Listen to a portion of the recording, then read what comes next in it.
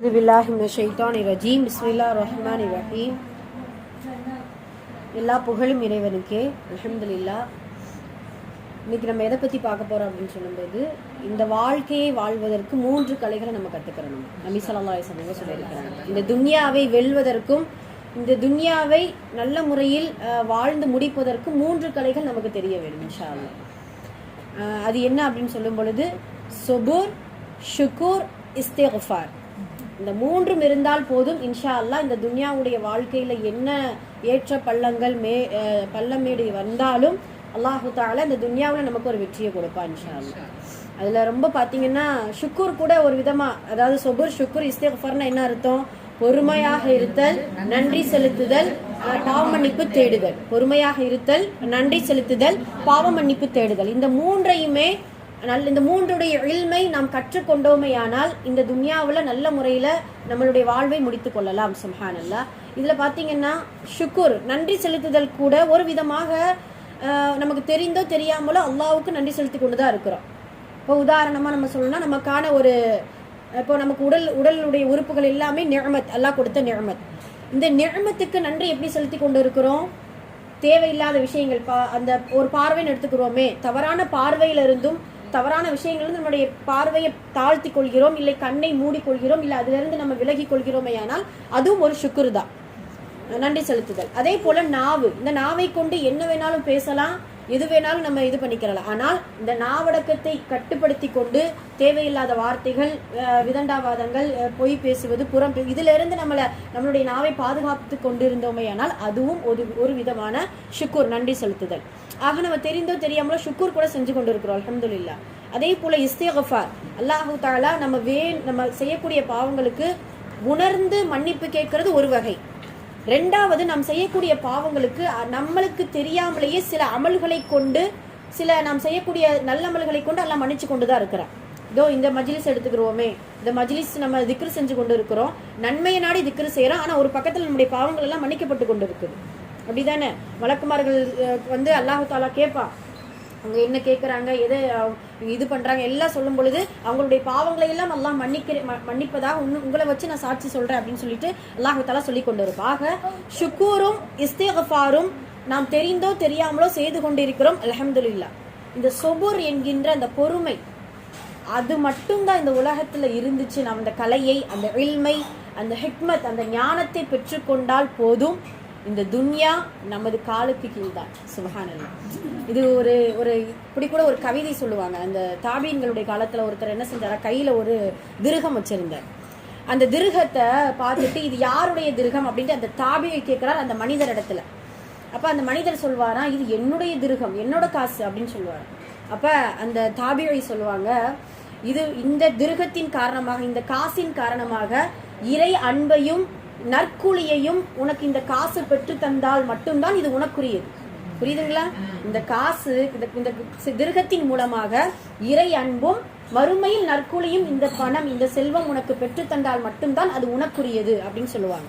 அதே போலத்தான் இந்த துன்யா வாழும் பொழுது நற்கூலியையும் இறை அன்பை பெற்றுக்கொண்டால் மட்டும்தான் இந்த துன்யா நல்ல முறையில வாழ்ந்து விட்டோம் என்பதற்கான அர்த்தம். அது அந்த கவிதை இப்படி வரும். அதாவது நீங்க நல்ல முறையில பொருளாதாரத்தை நீங்க செலவழித்தால் செல்வம் உனக்குரியது. செலவழிக்காம நீங்க சேமிச்சு வச்சுக்கிட்டீங்க அப்படின்னா நீ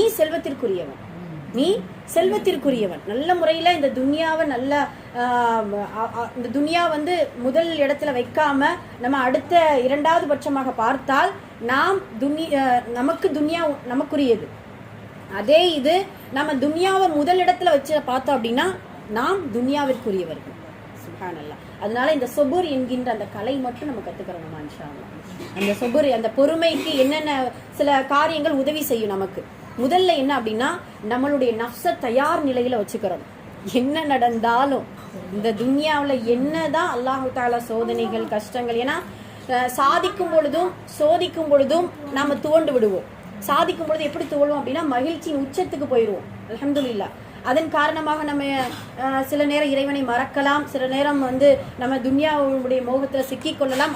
அதுவும் ஒரு துவண்டு போறது தான். அதே போல சோதிக்கும் பொழுதும், அல்லாஹ் சோதிக்கும் பொழுதும் நம்ம என்ன செய்வோம், துவண்டு போயிடுவோம். அல்லாஹ் பாதுகாக்கணும். அதனால என்ன நடந்தாலும், மகிழ்ச்சியோ இன்பமோ துன்பமோ லாபம் நஷ்டமோ இந்த இந்த பொறுமை என்கின்ற அந்த ஒன்றுக்கு நம்மளுடைய நஃப்ஸை எப்பொழுதுமே தயார் நிலையில் வைத்துக் கொள்ள வேண்டும். சஹாபாக்கள் அப்படிதான் வச்சுக்கிட்டாங்க. போர்க்களத்துக்குள்ள போகும்பொழுதெல்லாம் வெற்றி கிடைக்குமா தோல்வி கிடைக்குமா அவங்களுக்கு தெரியாது.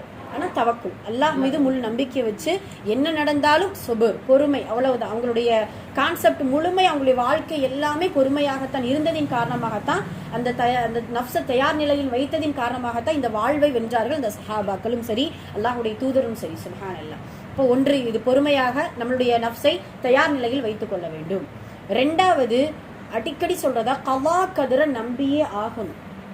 உபை இப்னு கஅப் ரலியல்லாஹு அவர்கள் அல்லாஹ்வுடைய தூதர் இடத்துல கேட்பாங்க, அல்லாஹ்வுடைய தூதரே, இந்த கலா கதிரில் மட்டும் எனக்கு என்னுடைய ஈமான் அப்படியே தளர்வடையுது அல்லாஹ்வுடைய தூதரே. அப்போதான் நபி ஸல்லல்லாஹு அலைஹி வஸல்லம் அவங்க சொல்லுவாங்களாம், முழுமை பெற்ற ஈமானுக்கு இது அடையாளம் இல்லை.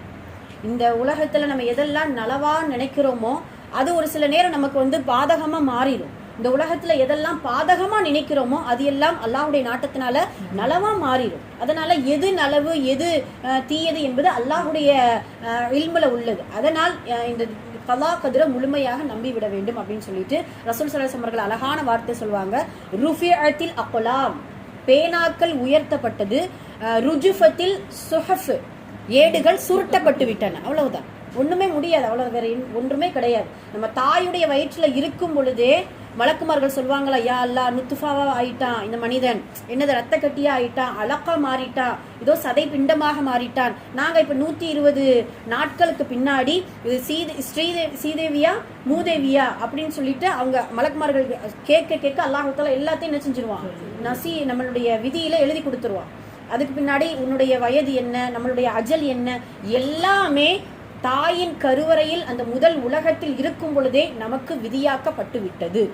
அதனால கவா கதிர நம்பி விட்டோமையானால் அந்த சொபுர் எப்பொழுதுமே நம்மளுடைய வாழ்க்கையில இருந்து நீங்காது. அந்த கலை, அந்த இல்ம், சுப்ஹானல்லாஹ். இது இரண்டாவது. ஒன்று, நஃப்ஸை தயார் நிலையில வச்சுக்கிறணும். ரெண்டாவது, கவா கதிர நம்பியே ஆக வேண்டும், வேற வழி இல்லை. மூன்றாவது, நம்ம என்ன சோதனைகள் கஷ்டங்கள் வந்தாலும் அந்த சொபுர் என்கின்ற தன்மை வர வேண்டும் என்றால் முன்னோர்களை நினைச்சு பார்க்கணும். அது நம்ம அடிக்கடி நம்ம சொல்றோம் இல்லையா, நபிமார்களுக்கு நடந்த சோதனைகள், சஹாபாக்களுக்கு நடந்த சோதனைகள், இதெல்லாம் எதுக்காக நமக்கு வரலாற்றில் அல்லாஹ் தஆலா அழிக்க முடியாத ஒரு சுவடா ஆக்கி கொடுத்திருக்கான். குர்ஆன் முழுக்க அய்யூப் அலைஹிஸ்ஸலாம் அவர்களுடைய வரலாறு, நூஹ் அலைஹிஸ்ஸலாம் கஷ்டங்கள் நஷ்டங்கள் எல்லாத்தையுமே அல்லாஹ் அவ்வளவு ஒரு மாற்றப்படாத ஒரு வேதமா நமக்கு கொடுத்திருக்கிறான் இல்லையா. அல்லாஹ்வுடைய தூதருடைய முழு வாழ்க்கை வரலாறும் ஒரு கண்ணாடி முன்னாடி நின்னா எவ்வளவு அழகான முறையில நமக்கு பிரதிபலித்து காட்டுமோ அது போல அல்லாஹ்வுடைய தூதருடைய வாழ்க்கையில பிறந்ததிலிருந்து அவர்களுடைய இறப்பின் முடிவில் என்ன வார்த்தை சொன்னாங்க வரைக்கும் நம்மளுடைய வரலாற்றுல பதிவிறக்கம் செய்யப்பட்டிருக்கு. சுப்ஹானல்லாஹ். இனி வரும் கியாமத் நாள் வரைக்கும் அது மாற்றப்படாது, மறுக்க முடியாது. அப்படியான வரலாறுகளை நமக்கு பெற்றிருக்கக்கூடிய நமக்கு என்ன படிப்பினை, இப்படியும் உங்களுக்கு சோதனை வரலாம், நபிமார்கள் அளவுக்கு அல்ல, இப்படியும் உங்களுக்கு சோதனை வரலாம், சஹாபாக்கள் அளவுக்கு அல்ல, உங்களால் என்ன முடியுமோ, லா யுகல்லிஃபுல்லாஹு நஃப்ஸன் இல்லா வஸஹா, அதை நம்ம முழுமையா நம்பிடணும். உங்களால் உன்னுடைய ஈமான், உன்னுடைய உடல், உன்னுடைய ஆரோக்கியம், உன்னுடைய வாழ்க்கையில என்ன தாங்க முடியுமோ அதைத்தான் அல்லாஹ் கொடுப்பான். உட்பட்டதை தவிர வேறு துன்பம் கொடுக்க முடியாது. அப்ப நம்ம என்ன செய்யணும், அப்ப ஒப்பிட்டு பார்க்கணும். ஆக முன்னோர்களுக்கு இவ்வளவு சோதனைகள் நடந்திருக்கு, நமக்கு ஒன்றும் அந்த அளவுக்கு இல்லை. குடும்பத்தார்கள் எடுத்துக்கிட்டோம், நூஹ் அலைஹிஸ்ஸலாம் அவர்களுடைய குடும்பத்தாரை விடவும் நம்மளுடைய குடும்பம் மோசமாயிடுச்சு, எல்லாம் பாதுகாப்பு. உறவுகள் எடுத்துக்கிட்டோம்னா சுப்ஹானல்லாஹ், எத்தனை நபிமார்களுடைய உறவுகள், ரசூல் ஸல்லல்லாஹு அலைஹி வஸல்லம் அவர்களுடைய உறவுகள்லாம் எப்படியெல்லாம் பேச ஆரம்பிச்சாங்க. அபு லஹப் எடுத்துக்கிறலாம், உத்துபா, ஷைபா, இவங்கெல்லாம் உறவு முறைகள், சிறிய தந்தை பெரிய தந்தை, அப்படியே சங்கிலி தொடர் மாதிரி அவர்களுடைய உறவுகள் எல்லாம் எதிர்க்கக்கூடிய நிலையில நம்மளுடைய உறவுகள் அல்ஹம்துலில்லாஹ். இப்போ இதெல்லாம் ஒப்பிட்டு பார்க்க வேண்டும் நம்மளுடைய சோதனைகள் வரும் பொழுது. அப்படி இருக்கும்போது நமக்கு சொபுர் என்கின்ற அந்த இல்மை அல்லாஹ் தஆலா கொடுத்து விடுவான். மூன்றாவது. நான்காவது, ரஹ்மத்தையும் ஃபதுல் என்று சொல்லக்கூடிய விசாலமான அவனுடைய கருணையையும் நிறைய நம்ம நினைச்சு பார்த்துக்கிட்டே இருக்கணும். அல்லாஹுடைய ரஹ்மத் இந்த உலகமெங்கும் நிரம்பி இருக்குதே, சுப்ஹானல்லாஹ்.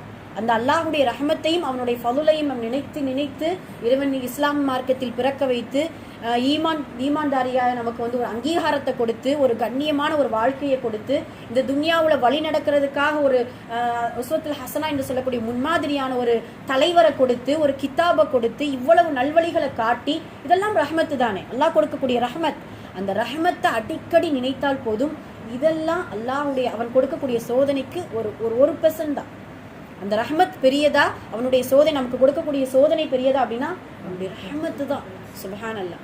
அதனால இன்ஷா அல்லாஹ் அவனுடைய அந்த நம்மளுடைய சோதனைகள் வரும் பொழுது பொறுமையை மேற்கொள்ளணும் என்றால் அவனுடைய ரஹ்மத்தையும் ஃபதுல் என்று சொல்லக்கூடிய விசாலமான கருணையையும் அடிக்கடி நினைத்து பார்த்து கொண்டே இருக்க வேண்டும் இன்ஷா அல்லாஹ். 4. 5வது, அந்த பொறுமைக்கான நற்கூலி எவ்வளோ பெருசு. பொறுமையாளர்களுக்கு நற்கூலி என்ன? சொர்க்கம்தான், வேற ஒண்ணுமே கிடையாது. நேற்று கூட பிள்ளைங்களுக்கு நம்ம நடத்தணும், நம்ம தியாலுசாலிகளை தான் வந்தது தான். ஆயிஷா ரலியல்லாஹு அவர்கள் சொல்லுவாங்கல்ல, தாவுன் என்கின்ற ஒரு தொற்று நோய் வந்துருச்சு அல்லாஹ்வுடைய தூதரே, அதை பத்தி நீங்க என்ன சொல்றீங்க? தாவுன் என்பது ஒரு தண்டனை தான். ஆனா யாருக்கு தண்டனை? முக்மீன்களுக்கு அல்ல. முக்மீன்களுக்கு அது ஒரு அருள்கொடை.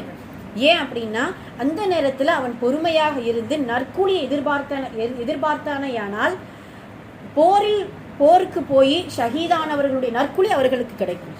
ஒவ்வொரு இடத்துலையும் சொர்க்கத்தை குறித்தும் அவர்களுக்கான அந்தஸ்தை குறித்து அல்லாஹ் தஆலா பொறுமையாளர்களுக்கு தனி ஒரு அந்தஸ்தை கொடுத்திருக்கான். ஏன்னா சொர்க்கம் முழுவதும் நிரம்பி இருக்கிறது யாரு? பொறுமையாளர்கள் தான் சொர்க்கம் முழுவதும் நிரம்பி இருப்பாங்க. ஏன்னா சோதனைக்குள்ளாக்கப்பட்டவர்கள் சொர்க்கவாசிகள். இந்த துன்யாவில் யாரெல்லாம் சோதனைக்குள்ளாக்கப்பட்டிருக்கோமோ இன்ஷா அல்லாஹ் அல்லாஹுடைய நாட்டத்தை கொண்டும் ரஹ்மத்தை கொண்டும் கண்டிப்பாக சொர்க்கம் உண்டு இன்ஷா அல்லாஹ். அதனால பொறுமையுடைய நற்கூலி சொர்க்கம் அப்படிங்கிற அந்த தன்மையை நினைத்து கொள்ளணும். அப்படி இருக்கும் பொழுது அந்த பொறுமை என்கின்ற அந்த கலையை நம்ம ஈஸியாக கற்றுக்கிறலாம். இந்த வாழ்க்கையை நம்ம இன்ஷா அல்லாஹ் கடந்து விடலாம் இன்ஷா அல்லாஹ். அதே போல் கடைசியாக பார்த்தீங்கன்னா நம்மளை விட நிறைய பேர் கஷ்டத்தில் இருக்கிறாங்க. அதை ரொம்ப தெளிவாக நினைக்கணும். நமக்கு தான் இவ்வளோ பெரிய கஷ்டம் வந்துடுச்சு அப்படின்னு நினச்சிக்கோங்களேன், நமக்கு கீழே அல்லாஹ் தஆலா யாரையாவது ஏற்படுத்தியிருப்பான். ஒரு எல்லாம் பாதுகாக்கணும், ஒரு நோய் வந்திருக்குன்னு நினச்சிக்கோங்களேன், அதை விட கொடூரமான நோய்வாய்ப்பட்டவர்கள் இந்த உலகத்தில் இருந்து கொண்டு தான் இருக்கிறாங்க. அந்த முகமது சமி என்று அந்த பையன், உண்மைக்கே அது நினைக்க முடியல.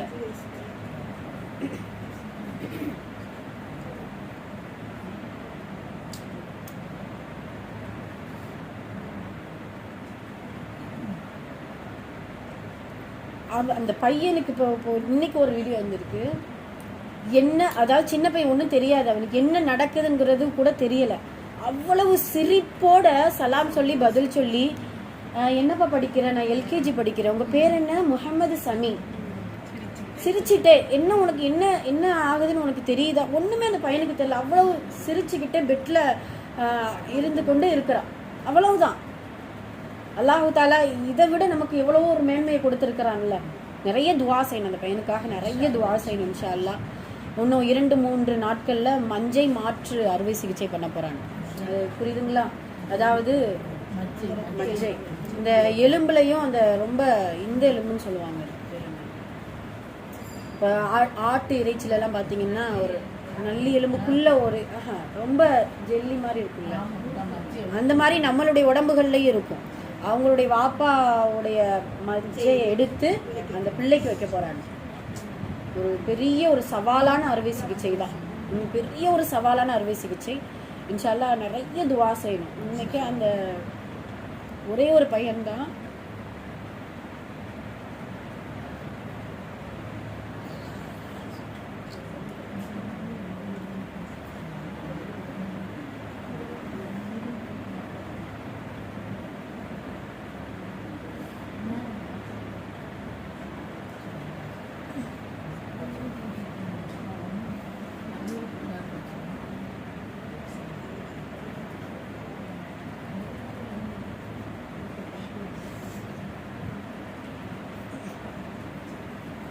ஆனால் அந்த நம்ம அது குமாப்பட்டி எங்களுக்கே தெரியும், கிராமம். அந்த ஊருக்கு எங்கள் ஊருக்காரங்களுக்கு இது புதுசு. ஃபஸ்ட்டாக எங்கள் ஊரில் வந்து இப்படி ஒரு அது என்ன டீட்டெயில்ஸ் கூட எங்கள் ஊருக்காரங்க யாருக்குமே தெரியாது. என்ன, ஏன் இது வந்து உயிர்கொல்லி நோயா, இது எப்படி, இது என்ன ட்ரீட்மெண்ட், ஏன் இவ்வளோ செலவாகுது, யோசிக்கக்கூடிய அளவுக்கு கூட அந்த கிராமத்தாளுகளுக்கு அவ்வளோ எளிமை கிடையாது.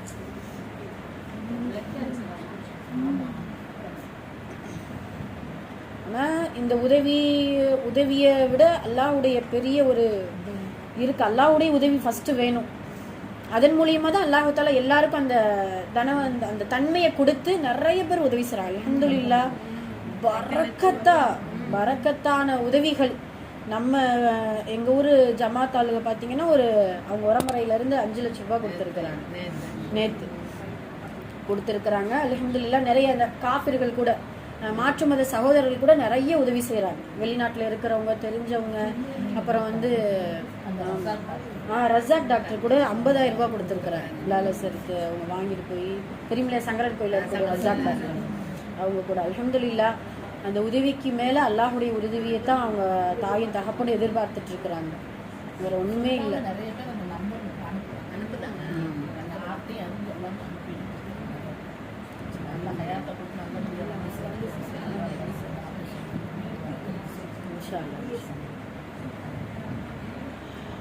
சரி, ஓகே. அதனால நம்மளை விட மற்றவர்களுக்கும் சோதனை நம்ம அல்ஹம்துலில்லாஹ் அப்படின்னு சொல்லக்கூடிய அளவுக்கு நம்மளுக்கு வச்சிருக்க அல்லாஹ் தஆலா நம்மளுடைய வாழ்க்கையை, நமக்கான ஆரோக்கியத்தை, நமக்கான சூழல்களை அல்ஹம்துலில்லாஹ் வச்சிருக்கு. அதனால மற்றவர்களை பார்த்து அல்ஹம்துலில்லாஹ் சொல்லிக்கிறோம். நம்ம இப்போ ஒரு ஹாஸ்பிட்டலுக்கு போகிறோம், ஒரு ட்ரீட்மெண்ட்காக தான் போகிறோம்.